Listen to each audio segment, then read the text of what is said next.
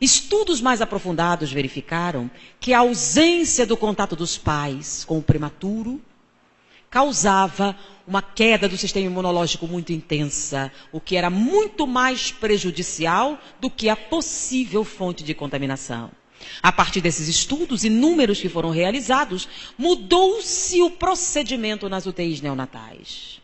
Quando um prematuro muito frágil nasce, mesmo com o risco de contaminação, os pais, ambos os pais, são convidados a tocar e conviver com o recém-nascido. Porque quando há esse contato, essa interação física, quando ele ouve a voz dos pais, quando eles conversam, a reação imunológica deste prematuro é muito melhor do que plenamente o isolamento. Então eles perceberam que o convívio com os pais, o contato e a ouvir-lhes a voz, era muito mais produtivo do que o isolamento. A partir daí, quando um prematuro nasce, os pais são convidados a conviver com eles dentro da UTI neonatal. Todos os procedimentos médicos relacionados mudaram, devido à necessidade que o recém-nascido tem de contato afetivo com os pais. É um estudo muito amplo e reconhecido. Porém, há algumas críticas, porque pensa bem, o recém-nascido ainda não reconhece a voz, não tem estrutura cerebral para isso. Não importa, o fato é que, quando os pais estão presentes, a criança se acalma. Se é um processo cerebral, não sabemos. O fato é que acontece. E muitas pessoas, a gente pode até perguntar, quem aqui já teve a experiência de conversar com o recém-nascido e ele se acalmar? Com o bebê na barriga? É comum. Conversa com o bebê e ele acalma. Teoricamente, não deveria funcionar. Ele não tem as estruturas cerebrais correspondentes para entender a conversa. Mas o fato é que funciona. Diante disso, que relação existe entre esses procedimentos, essas informações e o processo reencarnatório? Se a reencarnação se inicia na concepção, tem um marco na fase intermediária aos 4 anos e se encerra aos 7. Qual é o efeito prático que tem na nossa vida? É muito simples. Imaginem alguém num divórcio litiginoso. Se é litiginoso, estamos falando de um conflito. Estamos falando de mágoas de parte a parte, de palavras duras, de tensão, de muitas coisas que se fala com rancor. Mas tem um detalhe. Muitos pais nessa situação têm um certo pudor de discutir na frente de suas crianças a partir de uma certa idade, né? Para não traumatizar a criança. Eu acho que é um pouco diferente, né? Porque se você falar certas coisas na frente do seu filhinho de 3, 4 anos, ele pega e repete. E testemunhas, não é verdade? É uma coisa muito complicada. Então, normalmente se evita discutir na frente de uma criança que possa reproduzir os seus diálogos. Agora, a explicação geral é para não traumatizar a criança. Então, a gente costuma evitar traumatizar as crianças a partir de uma certa idade. Mas não costumam ter o pudor de falar coisas na frente dos bebês. Os recém-nascidos. Afinal, eles não vão lembrar nada mesmo.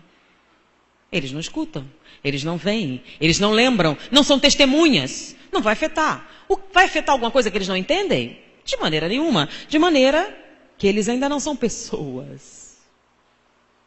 E a gente não tem muita preocupação com o que diz na frente deles. Só que tem um detalhe. Quando o espírito sai do corpo até os 4 anos de idade, ele é um adulto ou uma criança? Que entende como um? Que sofre como um? Que reage como um? Após os 4 anos de idade, ele perdeu a lucidez espiritual. Quando ele sai do corpo, sai como uma? Que entende como uma criança e que sofre como uma criança. Com o entendimento de criança. Então, quando você diz a uma criança de 5 anos, eu odeio você, você é um fardo para mim, ela até vai ficar assustada. E o que ela vai entender disso? Mamãe está nervosa. Ela não entende a intensidade emocional ou o significado preciso do que foi dito. Ela é uma criança, com a limitação de compreensão de uma criança. Mas quando você diz ao seu bebê de 3 meses, eu odeio você, você é um fardo para mim. Quem escuta é um adulto, que reage como um adulto e que revida como um adulto. Só que tem um problema. Se você adulto está numa situação de limitação, você não pode se mover, você não pode falar, você não pode se comunicar, está totalmente indefeso da mão de alguém que tem que tomar conta de você. E ele lhe diz, você é um fardo. Como você se sente? Essas emoções são fortes. Dependente, indefeso. É como se estivesse cego, surdo, mudo e tetraplégico na mão de alguém que não te quer. Sentindo-se aprisionado, impotente, limitado. Como você reage? Rancor, mágoa, ódio, revolta. Só que tem um pequeno problema. Nesse momento, o espírito reencarnante está realizando uma tarefa extremamente delicada.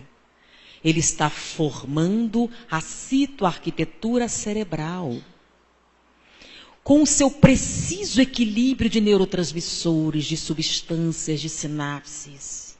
Ele está formando a estrutura do que futuramente será a sua cerebração, a sua personalidade. Se nesse momento ele for acometido de sentimentos vibratórios negativos, ele irá afetar a construção deste cérebro. O que dará origem, segundo a ciência, aos transtornos de alta gravidade. Se for na primeira fase. Na segunda fase ele perde uma certa lucidez, mas ele ainda mantém. A mágoa, o rancor, o ódio, a revolta, são sentimentos que produzem baixos vibratórios. E você está numa fase delicada do desenvolvimento cerebral. Se o trauma acontece nesta segunda fase, não será tão grave como na primeira, mas ainda assim será de gravidade. Os transtornos de média e alta gravidade, desequilíbrios eletroquímicos, que numa idade mais avançada irão aparecer. Daí os transtornos de desequilíbrio químico em que necessita a compensação através da medicação. Então, dizer à sua criança de 5 anos alguns desaforos é muito ruim, muito traumático. Mas nem um pouco tão traumático ou tão negativo ou perigoso como fazer isso aos seus bebês. Eles ainda não são pessoas, fisicamente falando, mas o são espiritualmente falando. E têm consciência e reagem intensamente aos acontecimentos ao redor. Então você está dizendo que a responsabilidade do transtorno mental dos pais? Pausa. Vocês já ouviram falar de Freud, né? Muito famoso. E todas as vezes que as pessoas fazem, estou brincando um pouco, é claro, referência a Freud, Freud sempre diz que a culpa é da mãe, não é verdade? A culpa da mãe é a culpa da mãe, e a gente até brinca com isso, né? Segundo Freud, a culpa é da mãe. Só que nós somos espíritas e nós acreditamos na reencarnação. Então é verdade que Freud diz que a culpa é da mãe. Mas como somos espíritas, a gente tem outra máxima. Cada um tem a mãe que merece. De maneira que não é a causa a mãe, são ligações kármicas anteriores. Então imaginemos que um espírito vem com o potencial de um transtorno mental. E nós, reconhecendo a mecânica da reencarnação e o seu significado, criamos um lar em que enchemos de segurança, de tranquilidade, de apoio, em que falamos para ele da oportunidade, de que vamos estar presentes, que vamos colaborar. Criamos um ambiente, pense bem, ele está inseguro. Reencarnar é pior do que desencarnar. Naquela situação, se nós compreendemos, vamos apoiar você, nós queremos a sua presença, nós queremos você, e vai criando um ambiente de segurança. Imagine que nesse ambiente altamente acolhedor, altamente propício, ele consiga passar da primeira infância, daquela primeira fase. Se ele vier a ter um transtorno, não será um transtorno de alta gravidade. Será algo bem menos grave. Se ele conseguir passar da segunda fase, pode ser que ele tenha um transtorno, mas que a medicação possa dar jeito. Que ele tenha uma vida praticamente normal. Ao mesmo tempo, determinadas pessoas que têm o potencial do transtorno mental num lar altamente desagregador, podem ter aumentada a intensidade dessa possibilidade. Então, nós podemos sim atenuar os chamados processos kármicos, porque nós temos livre-arbítrio. E os programas não são fechados. Porque se nós recebemos tudo o que merecemos, a gente sofre o que merece? Sim? Que Deus é justo, né? Se Deus é justo, a gente sofre tudo que merece. Só que tem um detalhe. Deus não é somente justo. Além de justo, Deus é misericordioso e bom. Então a gente sempre sofre menos do que merece. E a misericórdia divina está onde? Tilenol, Novalgina, anestesia peridural. Porque se fosse para sofrer o que merece, você nasce com escoliose, aí você toma um anti-inflamatório, você toma um analgésico, misericórdia divina. Então a gente sempre pode sofrer menos. Então vamos usar. Quem foi que disse? Conhecereis a verdade e ela vos libertará. Então nós aprendemos uma coisa nova. Se nós usarmos, nós podemos modificar sim os nossos destinos. Não existe fato ou fatalidade. Nós somos o agente da realidade. O conhecimento liberta. Nesse momento, vocês são possuidores de a chance de mudar os destinos de alguém. Ah, mas eu não tenho filhos, netos, sobrinhos, outras pessoas. Nós demos para vocês fundamentação suficiente na ciência para embasar essas colocações. Não são apenas trabalhos da área da psicologia. Nós falamos da enfermagem, dos cuidados neonatais, das experiências da pedagogia, nas creches infantis. É um fato que se tem observado. E que se nós reconhecermos com o cuidado que merecem, nós podemos sim produzir resultados mais positivos. A reencarnação não é um ícone que a gente usa apenas para explicar o passado. Ela está acontecendo no presente e faz parte da nossa realidade. Então não basta acreditar na reencarnação, é preciso viver como se isso fosse verdade.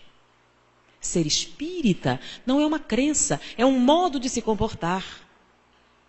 É uma finalidade que altera a forma com que nós enxergamos o mundo, nossa família, nossas crianças e a nossa relação com a realidade. Então é importante sim. E para nós finalizarmos, vamos contar uma história que já é muito conhecida, que Divaldo Franco costuma contar em algumas palestras. Ele estava proferindo um seminário quando uma jovem foi conversar com ele. Eu gostaria de lhe falar um problema que eu estou tendo, um problema muito sério. E diante do que você falou, eu pude entender que é um problema reencarnatório. Eu tenho uma filhinha. Ela tem hoje 3 anos. Mas desde que nasceu ela me rejeita. Ela nunca me quis. Eu tentei amamentá-la, mas ela não quis. Ela aceitava outras pessoas, mas não a mim. Toda vez que eu pegava ela no colo, ela chorava muito. E nós descobrimos que era eu. Se outra pessoa qualquer a pegasse, ela se aquietava. Mas quando eu tentava pegá-la, ela me rejeitava. E ela foi crescendo, isso foi piorando. Ela nunca me chamou de mãe. Ela nunca me abraçou. Eu tento abraçá-la, mas ela me renega. E eu sofro tanto com isso que eu sempre quis tanto essa criança. É um inimigo do passado, não é? O que eu posso fazer para mudar isso? Eu amo minha filha. Mas eu vejo que ela não me quer. E Divaldo, sensibilizado, resolveu pedir orientação espiritual. E a sua mentora disse: não é um problema de outra encarnação. É do presente. Bom, minha jovem, segundo os espíritos, não é um problema de outra encarnação. É um problema do presente. Como assim do presente? Ela só tem 3 anos. Você tem... Bom, meu casamento é muito estável, ela foi uma criança muito esperada, nós não temos nenhum problema, ela nunca teve nenhum problema de saúde, nada. Você teve algum problema? Não. Mas como o evento continuava, ela voltou mais tarde e trouxe o marido. Veio o marido, os avós da criança, para conversar. E disse, eu trouxe meu marido, minha mãe, minha sogra, e gostaríamos de conversar, ter uma orientação a respeito do que fazer. Todos sabem que ela não me quer. Não é um problema de outra encarnação, é o momento do presente. Algo aconteceu com ela? É um problema cerebral? Não. Foi algo que aconteceu no parto. Mas eu não tive nenhum problema no parto. Foi uma gravidez muito tranquila, eu era muito saudável, não tive nenhum problema. Nós optamos por um parto natural, mas foi muito tranquilo.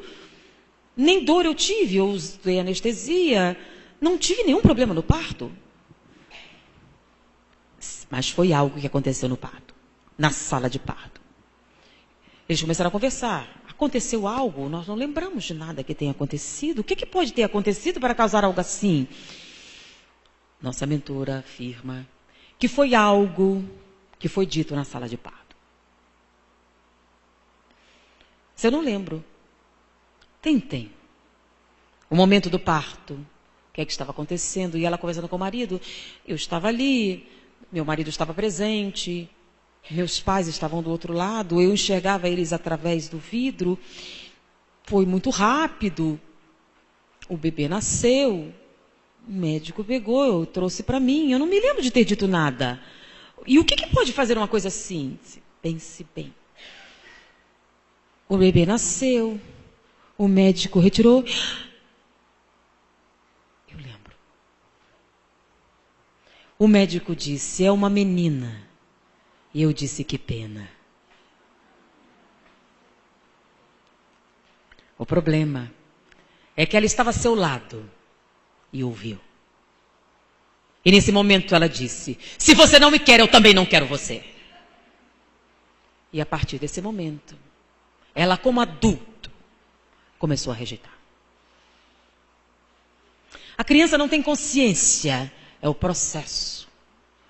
O adulto preside durante uma boa parte.